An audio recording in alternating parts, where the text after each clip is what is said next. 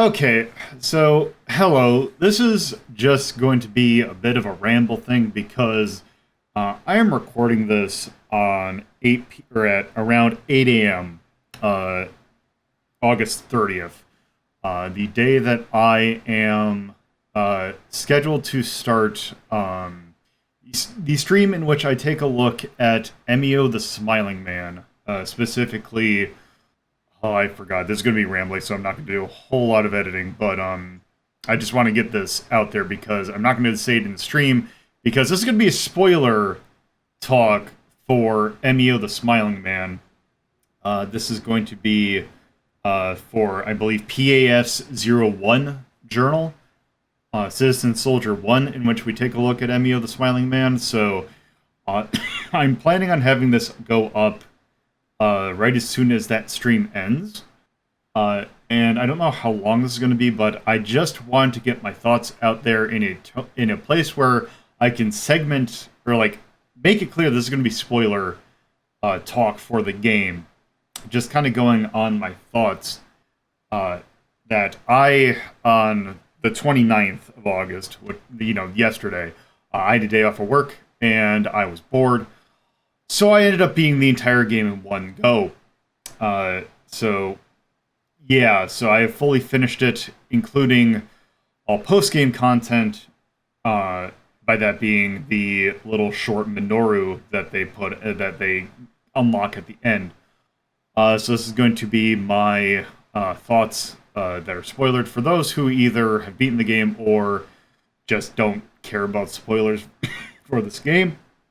I am also going to give a content warning for this. This will talk about parental abuse, suicide, and and that's mostly it in terms of like the big content warning. There's like, I think those are the big ones. So just wanted to give you a heads up about that. So, I have a history with the Famicom Detective Club series. The translation for Part 2 on the SNES was one of my first translations. When I first got it, I almost marathoned that one. Like, I remember staying up really late to get to roughly the halfway mark of the game, and it's just been a game I've been fascinating with. One of the first games that when I started streaming was, I think we went through the entire game in one go. And I have streamed both of the remakes. And so, yeah, I have a lot of, I have fond memories of 2. The only one reason I don't have fond memories of 1 was because I didn't have a good way of playing it until the remake. So, I like this series. I think Part 2 is very good. Is it probably the best visual novel? No, but I like it. For what it was, considering that these games were written in not a whole lot amount of time by someone who isn't known to be a great writer, Yoshio Sakamoto. Although I think he had some help with some of those. They're good for what they are. So my thoughts on Emio, I'm still kind of sitting on it. I don't think it's bad by any means. Do I think it's as good as the others? I kind of feel like I like Part 2 a little more, but I think I might like this one more than 1. Because 1's story is pretty straightforward, although it does some things that that I'll get to in a moment, but Emio's weird. You can definitely tell, Emio feels like and I'm probably going to get into this if you want to watch the episode, which will go up shortly. I'll probably put the stream public shortly after this goes up. But I feel like this is a game that if you told me it was actually written in 1991, I would absolutely believe it.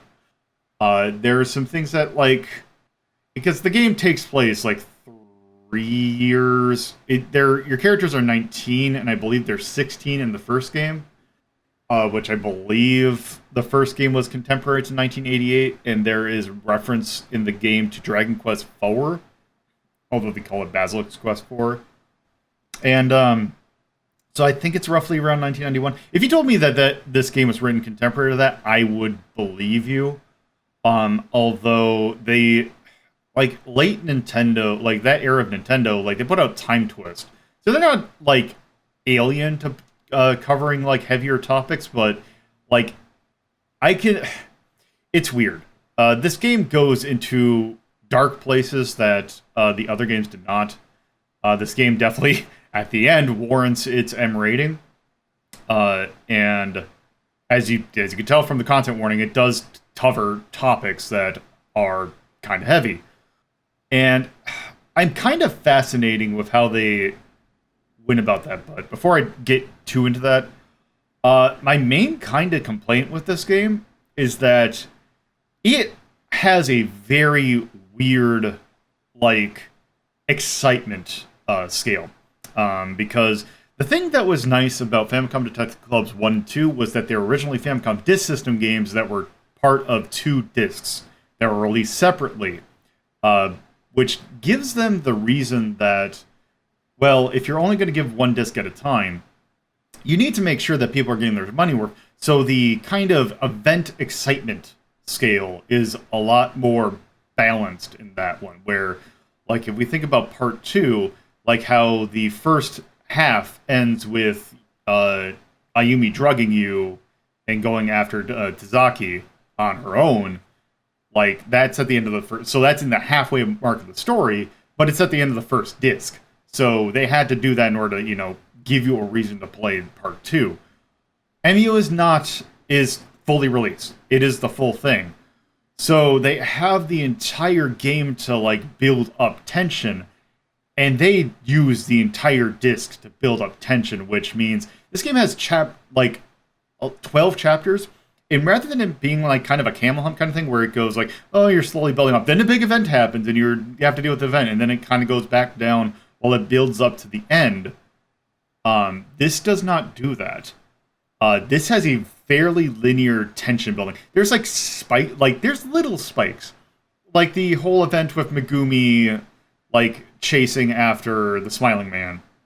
But that's like half the length of like the Ayumi thing or the events at the first half of the first game, and it's like you get these little tiny bumps, but then they don't really do anything. Like, it kind of peters down real quick.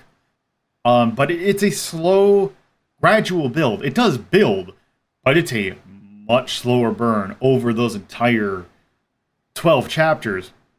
And honestly, it doesn't really get, like, towards the higher end of, like, where, like, even the middle of those other Famicom Detective Club games get until the very last chapter.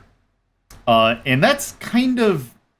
I don't think the build-up was bad, but it's just, like, it's a slow burn, which is very different than the other games, which I can absolutely feel would be a turnoff for a lot of people. Like, the big events in this game do not happen until the last chapter and beyond. Like, the other games had murders that happened in the middle, but this game does not have it, because also the thing about this game, the quote-unquote murders in this game aren't murders. There are no murders that happen in the middle of the game because the ongoing thing of, like, the original, like, Aizuke or Aisuke, suicide. He ends up committing suicide. That's the thing. Which I don't know how I feel about that. I feel like that's a little bit of a cop-out. Like, I feel like it's a little... Not quite, it's just a dream level, but there's something about it that doesn't sit well with me. But I get what they're going for, but also it just kind of... The fact that it, like, they kind of allude to it, but also it just kind of feels like it just, like, it just kind of drops it, and it feels like there's a build-up that just doesn't pay off quite right. But it feels weird. just something about like that entire thing just doesn't sit right with me. I don't have like a full essay on why I feel like it's weird. It's something about it. Just the now that I've actually slept on it, just something about it feels off, almost slightly exploitative. But I can get what they're going for. Like it's like, oh, it's a twist, but also it's just something about it just feels like it. It feels like a lot for nothing. That being said, uh, the whole like the whole going into the Smiling Man and what the story behind it is, the way that they kind of deal that is, um, the way I kind of feel about it is like I understand if you were going into this kind of topic in a way that is like like you're not like it's Nintendo. They're not used to like covering this kind of thing, but like I feel like especially now that they have more diversified their stuff, like they feel like they can. But the problem is that they don't want to just drop this stuff in the middle of the game. So when you're playing the actual 12 chapters, it feels really sudden. Like the game just ends. There is no build up to what caused the Smiling Man. The whole stuff with Makoto and Junko, the Kuze siblings, just kind of happens. Like the whole thing at the abandoned village just happens. And it feels when I got to the credits of after chapter 12, I was like, wow, this game doesn't explain it, like this sucks. But when you finish the game, you unlock Minoru, which is basically it is like because they give you like Utsugi calls you and is like, yeah, so I was researching like the whole thing about Minoru, and it's pretty heavy. So call me when you're ready. And then you think like, okay, how bad can it be? It's pretty bad. It's like they jam pack all the stuff that would have content warning stuff into like a 30-minute bit, which is just really is like that's a lot to do at one go. I can understand why they didn't do it in the middle because they want to segment that stuff up, but that's a lot to handle in a very short amount of time. Like, especially it's real funny because it's like you get the like the villagers talking about like the abuse that I already forgot what his name was. The guy's the Smiling Man and Emiko or Minoru and Emiko went through, and it's just like, oh, this really sucks. Also, not a huge fan of how Minoru is kind of handled. It's weird. Like it's like they kind of go through the whole thing of like him not being very verbal and stuff, and it's like, okay, is it slightly neurodivergent thing? But it's like, oh, so it's the thing of like, oh, he was abused, so therefore he turns into this monster, and it's maybe not the greatest, but also you could have done much worse. It's the kind of stuff that you expect. It's the kind of thing that's like, if you told me this game was written in 91, I would expect it. But like, it's fine. Like, the stuff with Minoru is fine. And then you get like the little dialogue. And then it just turns into an OVA by Mappa, which is fascinating. So the thing that Mappa put out, the little anime bit, is really well done. Like, Mappa does good work. Also, the scene where he makes himself the Smiling Man is very gnarly. More gnarly than I was expecting. And it's like, you would think it's like, okay, it's a game of murder, so it's going to get bloody at some point. Not that kind of bloody. But yeah, it's just kind of fascinating that there's this whole little anime bit that's just at the end. And I think after I sat through Minoru, I kind of felt a little bit better about the game. But it's real weird how they did it. If they did another one, I'd be certainly down to try it. But I feel they tried some things with this one, and it's still sitting with me. So, yeah, it's weird. I don't think, would I recommend someone pay this game at full price that if they had not played Famicom Detective Club before? Absolutely not. You get those first two, those remakes of the first two. And I think because it's not that much different price-wise, and you get a little bit more with them together, and also I think the stories there sit better on their own. And also, the thing with Emio is that it has a lot of callbacks to the first game, or the first two games, so those will be completely lost on you if you're not like, oh, like the thing where they reference the fly zip again, and like just some callbacks to the first game or first two games. But if you're a fan of those games, whatever. The problem is it's a Nintendo game, so it's not going to go on sale. I think because I haven't checked this. I want to say it's $40, which I think is. I got a full day's worth, so it's like 10 to 15 hours, which it's not bad. It's just it feels different, and it's a slow burn. And this is one of those games I think is hard to recommend unless you're really feeling that kind of game. So, that's kind of my thoughts with a more spoiler. So I can talk about spoilers. That's a little bit more how I'm feeling about the game. Where would I rank it? I'm still mulling on where I'm gonna put it in the actual ranking. But I'm looking at my scale. I have The Missing Heir at A-, and Part 2 at A+. So I'm thinking either A or A-. I don't think it's as good as Part 2, but I think it's fairly well done.